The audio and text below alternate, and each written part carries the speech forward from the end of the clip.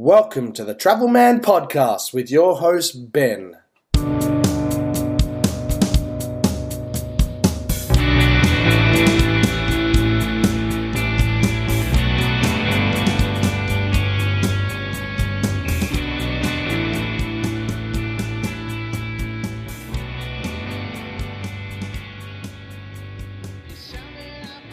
Wait, stop the podcast. Have something additional to say. Initially, I had already recorded this Skytrax World Airlines Award podcast, but I thought, how boring is that? Just like 14 minutes of me rambling on, talking about various airlines that have won awards or have been in the top 10, because it's a top 10 list. I know people love top 10 lists, but I thought it would be also good to talk about what I'm going to do around Christmas and the holidays I'm planning for next year, because I thought that would be really cool and interesting. Okay, so at the end of the podcast, or at the end of me talking about the Skytrax World Airline Awards top 10, I will then talk about what I'm going to do next year, as in what holidays I'm going to go on, what exciting things I'm going to do. I plan on doing some live podcasts, or as live as I can make it. I mean, away from this little studio. So stay tuned, because that's coming right after this segment. Welcome, travellers. On today's podcast, I'll be looking at the top 10 airlines in the world as voted by the Skytrax World Airline Awards. I'm going to give a brief opinion on all the airlines listed, but before I give my opinion, I'll read the airline information actually listed on the Skytrax website first, and then I'll let you know what I think.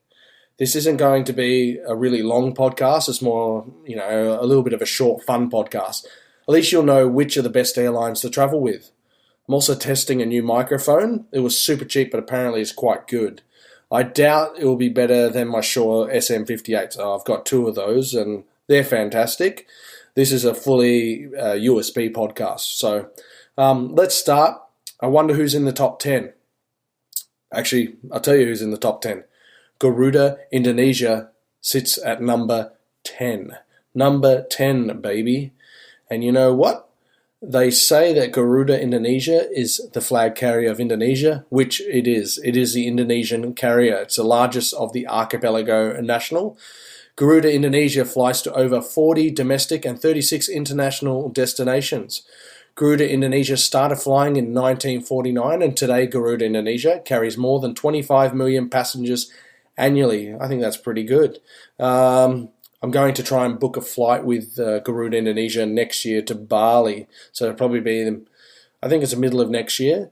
My mum actually used to work for Garuda back in the early 80s, early 90s, something like that, or mid 80s to early 90s. I remember I never liked the food on the airline. I never really ever liked flying with them either. So all I remember is long-haul flights to Europe as a kid in a plane that was full of smoke due to the fact you could still smoke on airlines. Traveling to Europe as a kid was, pretty hard. There wasn't all, the things that you got now, like iPads and phones and that type of stuff. Even having a CD player, I didn't have that. I probably had a tape player, which I didn't even have that. So it'll be interesting to see if I do end up booking flights with them. So I'll let you know what happens. But so far I haven't booked any flights, but I am considering taking Garuda in Indonesia. So at number 9, we've got Hainan Airlines. Hainan Airlines is a privately owned airline. It's the 4th largest carrier in China, celebrating its 24th anniversary in 2017. Well done, Hainan Airlines. It's the only Chinese mainland carrier to be ranked as a 5-star airline. The main international hub is Beijing Airport, other hubs being Chengdu, Chongqing, Changsha, Xi'an, and Shanghai. Flying more than international domestic. Okay, this is just really, really badly written. Flying more than international and domestic routes, Hainan Airlines has a fleet of over 180 aircraft, including Boeing 787-9s, Boeing 787-8s, Boeing 767-300s, Boeing 737-800s, an A330-200, an A330-300, with a further 75 aircraft on order. That's pretty cool, Hainan Airlines.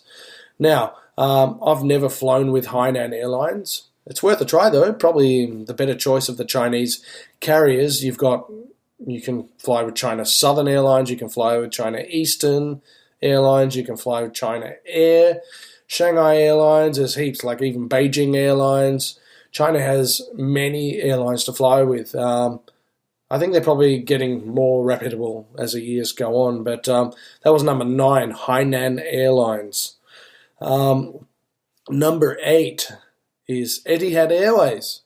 Wow, Etihad Airways commenced operations in November 2003. The airline seeks to reflect the best of Arabian hospitality.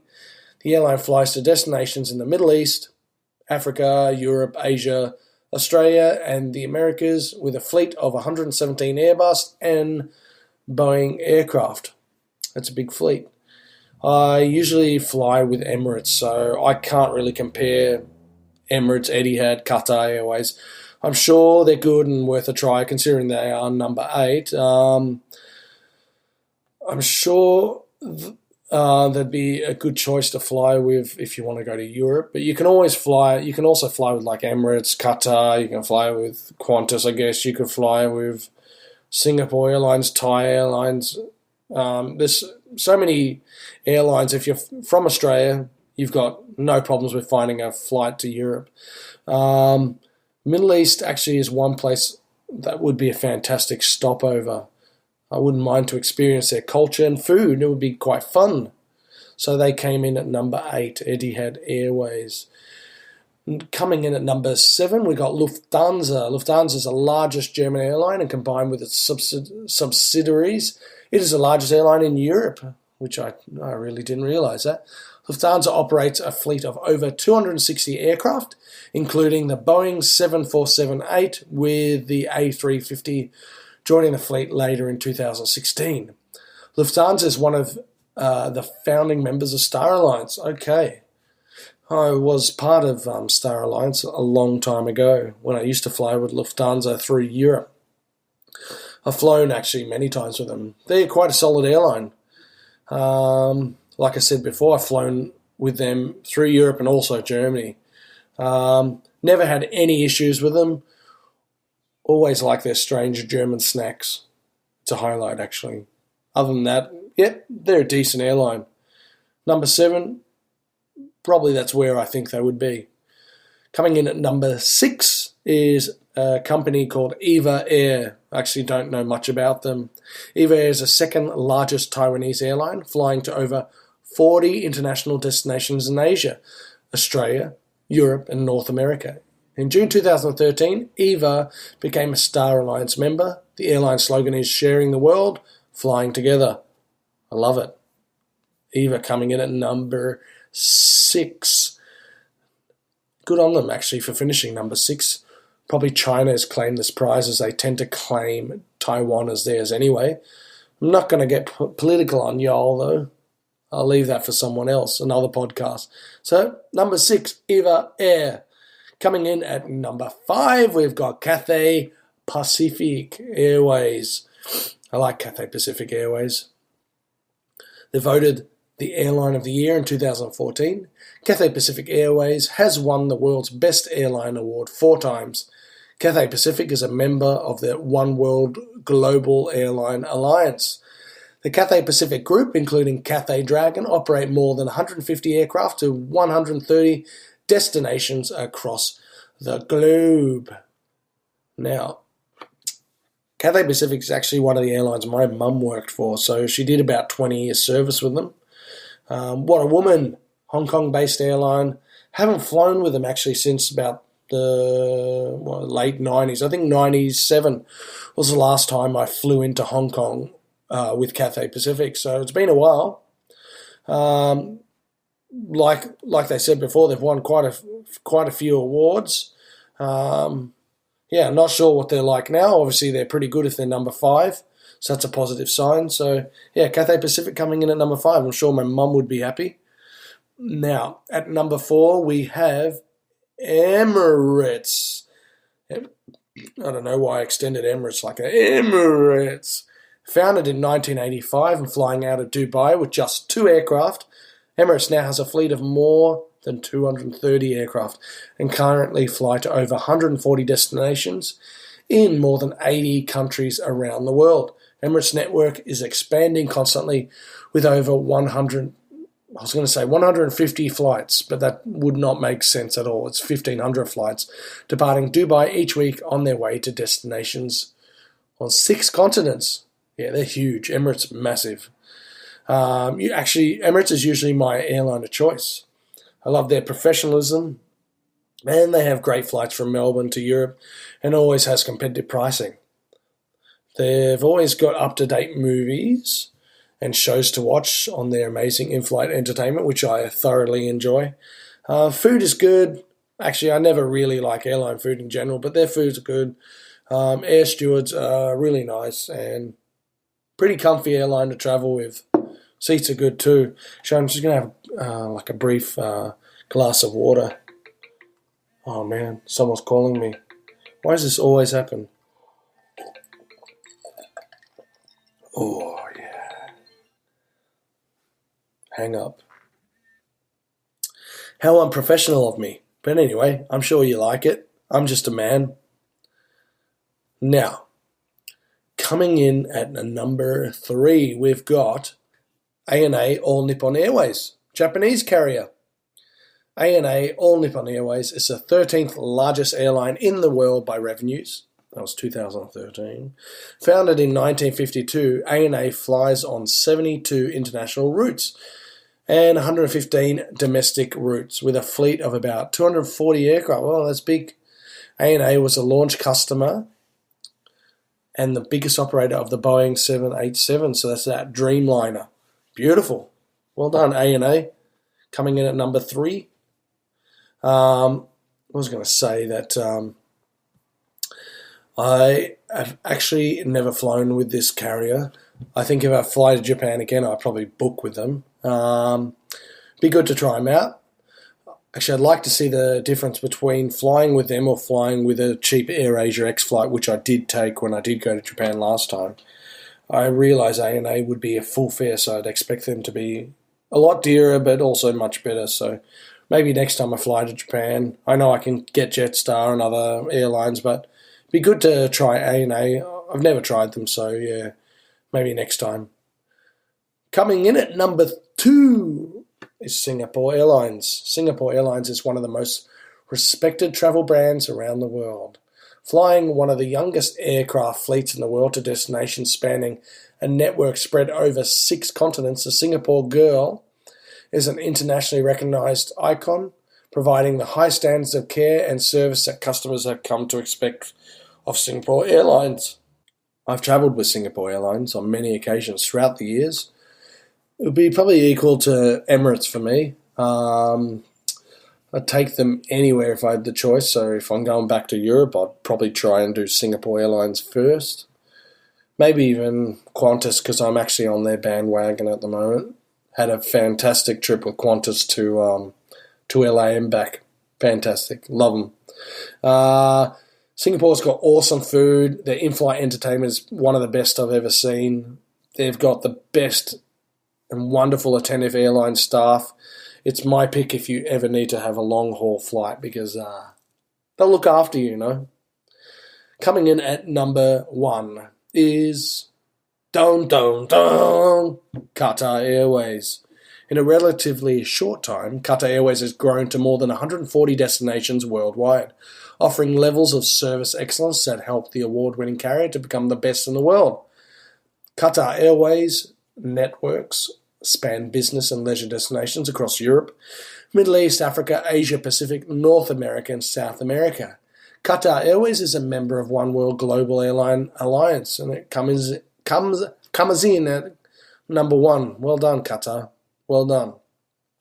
I've never flown with Qatar, and now I want to. So if and when I go to Europe again, I might try and see what the cost of their flights are, because I still would rather probably take Singapore. But yeah, I'll check them out. I wonder, actually, probably be pretty similar with Emirates, I'm guessing. There wouldn't be that much difference. It's probably worth a try. You don't finish first for nothing. And remember, if you ain't first, you're last. And that's it from me.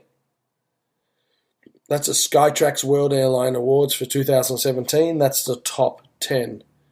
Maybe around this time of the year or whenever it comes out, the awards, I can do a little podcast on it. But that was a bit of fun. That was a 14-minute and 20-second podcast. Short, concise, and all things nice. Cheerio. Bye-bye. Ta-ta. So if you've made it right through that, well then congratulations. Or if you've fallen asleep and you're sleeping on a pillow and you're really comfortable, then that's great too. Keep sleeping. It's all fun and games. Now that 14 minutes is over, whatever it was, I hope you did enjoy it. Otherwise, what's the point of me even bothering? Now I want to talk about what I'm going to do next year. I do have plans to meet up with Chris from Yellow Productions again. That's Yellow Productions on YouTube. Chris is that cool, funny guy that gives you informative, funny, and smart travel podcasts. I really like them. So I'll be meeting up with him in San Diego and also LA. So we'll be doing some podcasts, maybe some YouTube. He did tell me that one segment I want to do is something inside supermarkets, so an Aussie inside supermarkets in America. But he did say it would be a little bit hard to do that because the US is a bit funny about people filming inside of supermarkets. So I guess I can understand that that is a little bit difficult to pull off. But maybe if we have like a little camera or something attached to me or a GoPro, then we could possibly do that. So that will be coming next year. I'll hopefully maybe record a couple of more podcasts, maybe live, I'm guessing. So I'll have a new recorder with me. I'm planning on getting a Zoom H4n Pro or a Zoom H5. Not sure yet. Don't know which one I'm going to buy. I think I'm leaning towards a Zoom H4n Pro. So if anyone listening knows anything about audio stuff, I'm looking at getting an audio, I guess, machine that I can take away with me, that can be on me, that can record at the same time. I don't need to plug a microphone into it, even though you can plug microphones into these things because they've got the XLR points, so sockets. So that's cool. While I'm in America, I'm planning to go back to LA, planning to go back to San Diego because I was there this year at those two places, planning to actually go to New York. I haven't been back to New York since about 2005 actually, for my honeymoon. So I plan to go back there, check that out. I'm probably going to do a podcast about it, before and after, and see if it's still pretty similar or if it's changed a lot. I know, I think it's the Freedom Tower or the new World Trade Center tower is being built, so I really want to check that out. I want to check out Soho. We'll be staying in the West Village or something like that. I forgot. It's in Manhattan. So there's plenty to see and do. Probably do the Guggenheim, do MoMA, do a few other places. Go back to Central Park, do the Botanical Gardens there, or I think they've got a Botanical Garden. So I'm planning on doing that. So we'll be there a few nights in New York, going to also fly down to Florida and stay a little bit in Miami. Want to try and see if I can feel that Cuban culture. So that should be pretty fun.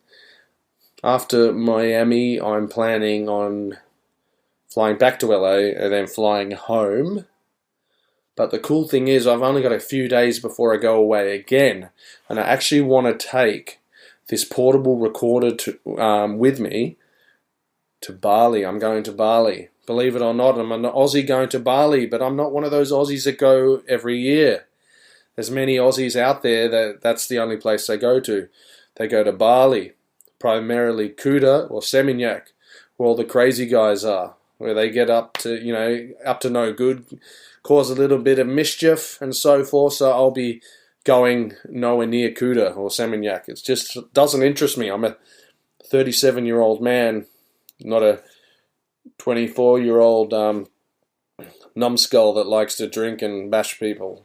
So that's not my thing. So in Bali, I've booked accommodation in Ubud, and I've also booked accommodation in Nusa Dua. So really excited about doing Ubud and Nusa Dua. Ubud, we've booked a place with an infinity pool, just like the infinity pool, or similar to the infinity pool we had in Mexico this year.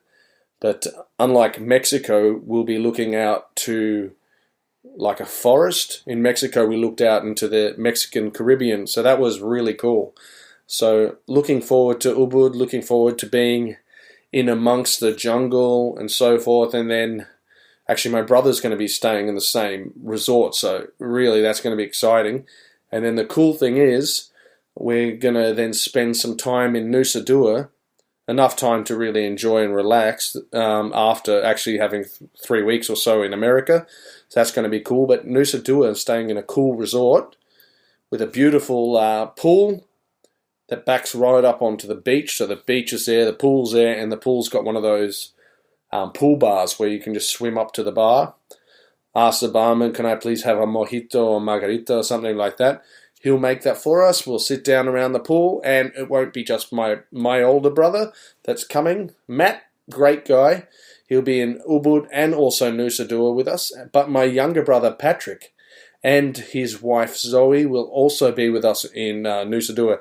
And if you're listening to the podcast, you would have realized that Patrick was on the previous podcast, the Japanese podcast. So he'll be doing some more podcasts with me. Probably not in Nusa Dua, but more about Japan, Kyoto, Tokyo, and that will be in the new year as well. So I've got Patrick going to come back on the podcast. I've got Maddie. He wants to come on the podcast and talk about some places he's going to be in Bali, but actually not Bali, but more so other parts of Indonesia, which the normal traveller probably wouldn't go to. So Matt's going to give us a little bit of a review of his holiday. So Nusa Dua will be fantastic. So they're the trips that I'll have next year. I don't know if I'll do anything else next year. Hopefully I'll do some more stuff. But I'll be away for about 5 weeks. I don't intend for the podcast to suffer in that time. Hopefully I've uploaded while I'm away, or uploaded just before I leave, and then I'll upload later on. So when I come back from the holiday 5 weeks later, I'll upload another podcast. Also have a plan to have my dad on the podcast. It does sound like I'm just keeping it in the family, but I do tend to have a couple of friends on it. One is Sam, who's already tried to he's done 14 minutes of a podcast with me. I told him I want a lot more content. I want to make it at least close to an hour, so he's going to come back on and have a talk to me about his travels in Europe and Lebanon, because he's a Lebanese guy, so I'm going to do a Lebanon special with him. Also have another mate, Stan, who I've asked to come on the podcast. He's got incredible travel stories, because really he just doesn't give a shit. He'll just do what he likes. So I love that about Stan. He just does what he wants. It's a bit harder now for him now, but he's got a family, so I'd really like to hear his stories while they're still kind of fresh in his memory. It's good to try and pick his brain, because his stories are really cool. So other than those couple of people that I've mentioned, I did mention I'm going to have my dad, that's right. Dad's going to be talking to me about his current holiday. He travels quite a lot, him and Mum, so they go overseas a lot. I wouldn't have Mum on the podcast because she's an eccentric French woman that probably wouldn't even know what to say. So she'd probably be quiet for a bit and then be like this. And then laugh. So Dad's going to talk to me about his wonderful trip in inaugural flight, believe it or not, from Melbourne to Vancouver with Air Canada. He did tell me that it was a shit flight and he didn't really like it, so mind the French, but I'm going to have Dad on to talk to me about that. He seems to dislike a lot of stuff, so that would be really fun to have him on. Hopefully it means that I can still maybe get flights with Air Canada. A stretcher with a blanket over them or a piece of towel. It wouldn't be the best thing in the world. But so Dad's going to come on the podcast. I'm not going to annoy him too much. When he can do it, he'll do it. So a lot of exciting stuff coming up in the future. I want to wish everyone a very Merry Christmas and a Happy New Year. Stay safe. If you're traveling, stay safe. Be courteous to the country that you're in.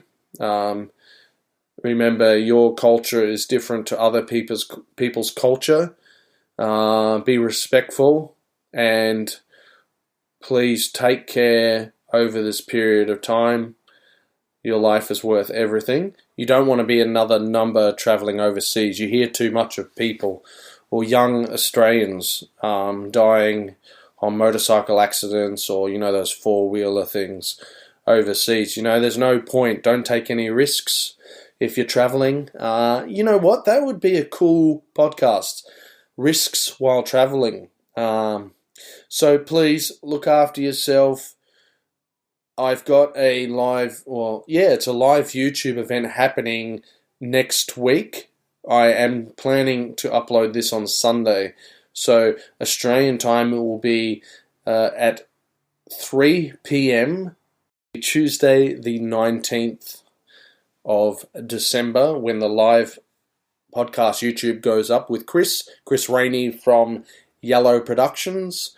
We'll be chatting about a top 10 or a top 15 list of the best castles on top of hills. So I'm doing a list of 5, Chris is doing a list of 5, and then we're going to talk about 5 that we would like to go to. So be prepared for that. That's coming next week. So I'm going to have this posted or up on Sunday.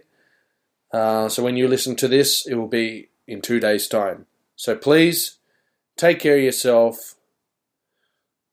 Happy New Year. Travel well. And